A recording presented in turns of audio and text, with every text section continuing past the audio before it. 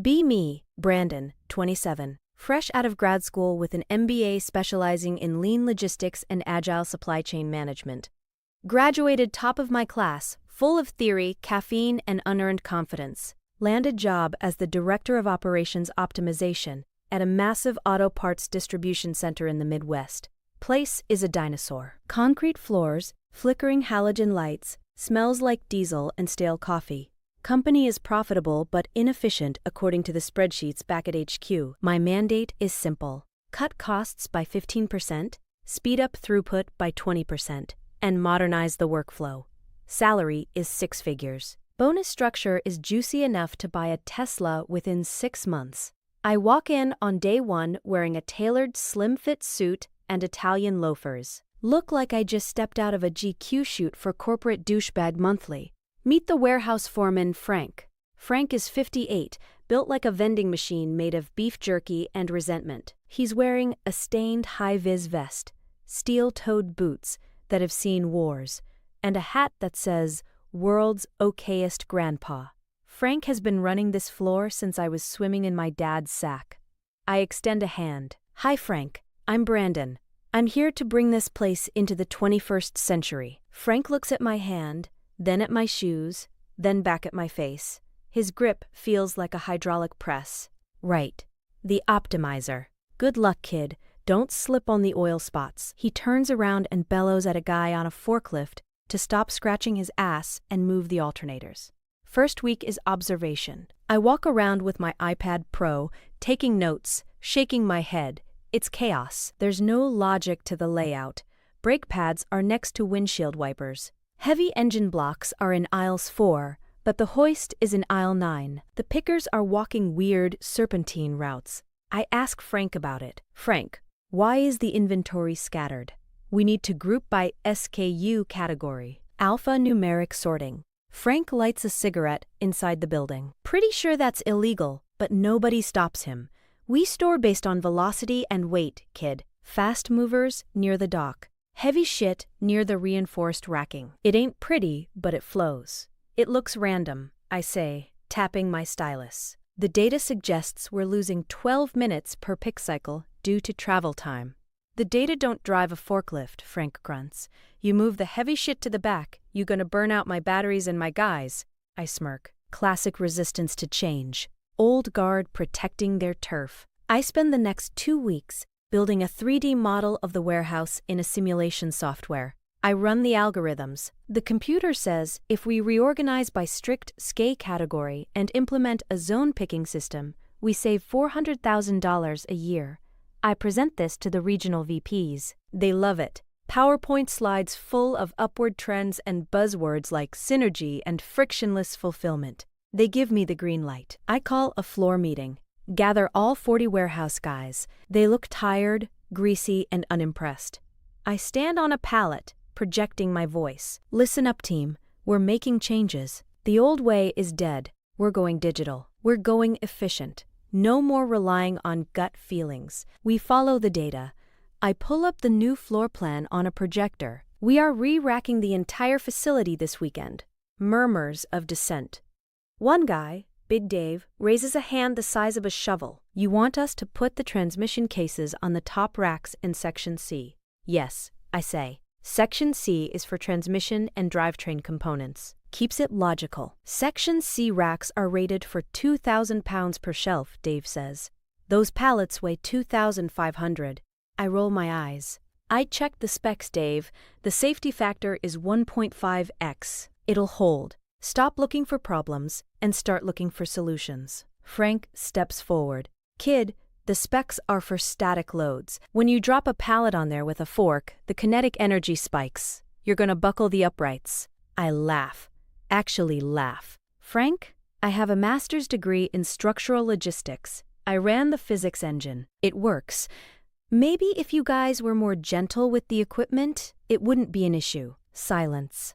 Frank looks at me. His eyes go dead. The kind of dead you see in a shark before it bites. He takes off his hat, rubs his bald head, puts it back on. "All right then. You're the boss.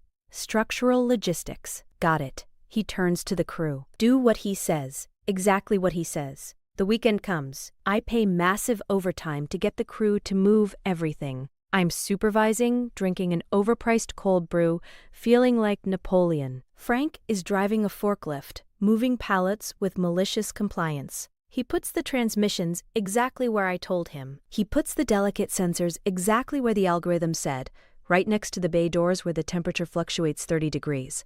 By Monday morning, the warehouse is optimized. It looks beautiful on my iPad. Perfectly sequential. Isla A is parts 000-100. Isla B is parts 101-200. I feel like a god. Monday shift starts at 6 a.m. Orders start coming in. Problem 1. The pickers. The new picking app I installed crashes every 20 minutes because the Wi-Fi doesn't reach the back corners of the warehouse where I move the small electronics. Guys are standing around waiting for tablets to reboot. Throughput drops 10%. I tell them to figure it out and find a signal. Frank is sitting in his office, feet up, reading a newspaper from 1998. I storm in. Frank, get your guys moving. Why are they standing around? Wi-Fi's dead in Sector D, boss. Concrete walls block the signal. Told you that 3 weeks ago. Well, run a hotspot. Do something. Not in my job description. I move boxes. You do the tech. I spend 3 hours on the phone with IT installing boosters. Problem 2. The bottleneck. Tuesday. The algorithm grouped all fast-moving consumables, oil filters, spark plugs, in ASIL A. Sounds smart, right? Wrong. Every single order needs oil filters. So all 15 forklifts are now jammed into ISIL A at the same time. It's gridlock. Horns honking. Guys yelling. One forklift clips another because there's no room to turn. A pallet of synthetic oil tips over. 50 gallons of 5W30 slick the floor. Operations halt for 2 hours for cleanup. I'm watching from the catwalk, sweating. Frank walks by, sipping black coffee. Traffic jam in ISIL A. Weird. Almost like spreading the high-volume items out prevented congestion. Who knew? It's a teething issue, I snap. They just need to learn the traffic flow. There is no flow, kid. You built a cul-de-sac. I double down. I send a memo. Forklift drivers must alternate entry times into ALA. Maintain 10-foot spacing. They ignore it because they have quotas to hit. Wednesday. The structural integrity issue. I'm in my glass-walled office overlooking the floor. I hear a sound, like a gunshot mixed with a car crash. Scree-y crunch. I run out. Section C, the transmission rack. Big Dave is backing his lift out. The upright beam has buckled. It looks like a crushed soda can. The shelf above is sagging dangerously, holding about 10,000 pounds of metal gears. One pallet slides, falls 15 feet, smashes into the concrete. Transmissions explode. Gears, fluid, metal shards everywhere. Thank God nobody was under it. Dave looks at me from the cage of his forklift. Kinetic energy, he yells over the engine. My stomach drops. That's $40,000 in inventory destroyed in 2 seconds. Frank strolls over, inspects the bent steel. Metal fatigue, overloaded, just like I said. It was within spec, I scream, voice cracking. Not for dynamic loading, genius. You want me to cordon it off? Or do you want to consult your simulation? Cordon it off, I whisper. We lose 20% of our storage capacity because I have to condemn the whole row. Thursday, the client calls. Big client, huge national repair chain. They need a rush order of catalytic converters and glass windshields. My system shows we have 500 units of each. I authorize the shipment. Trucks arrive. Pickers go to get the windshields. They are stored in the new fragile section, which I placed on the mezzanine level to keep them away from the forklifts. Good idea in theory, bad idea in practice. The mezzanine has a weight limit.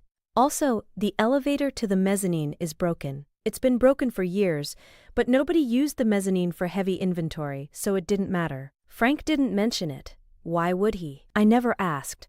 Now my guys have to hand carry 500 windshields down 3 flights of narrow metal stairs. It takes 6 hours. They break 40 of them. The trucks are waiting. Drivers are charging us detention fees, $100 per hour per truck. I'm running around sweating through my suit.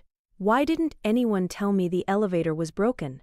Frank is eating a sandwich. Ham and cheese. You didn't ask about the elevator, you asked about the square footage. I assumed the equipment worked. Assumption is the mother of all fuck-ups, Frank says, chewing with his mouth open. The trucks leave late, the client is pissed. Friday. Black Friday rush starts early. Volume triples. My system is already straining. The zone picking method I implemented requires totes to travel on a conveyor belt from zone to zone. I increased the belt speed to 120% to meet quotas. The motors are old.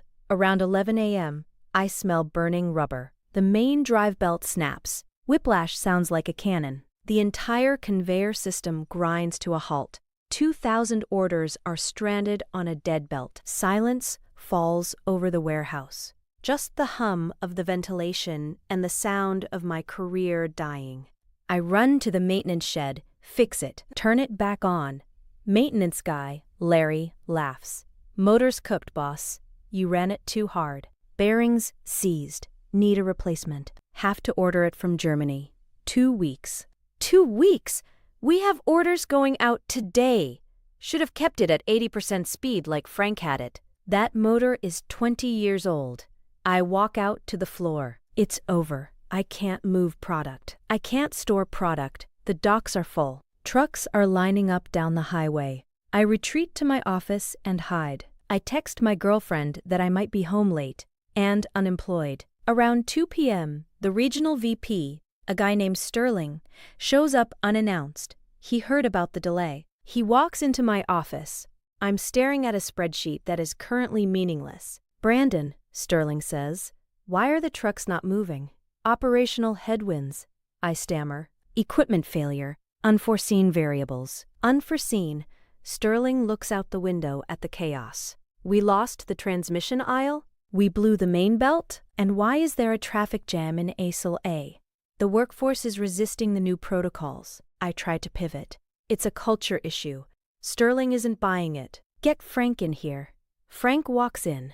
He doesn't knock. He looks at Sterling. Afternoon, boss. Frank, Sterling says. Can we fix this? Frank looks at me.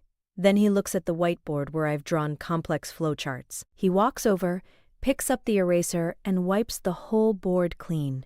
He draws a square. We go back to the manual pick sheets for now.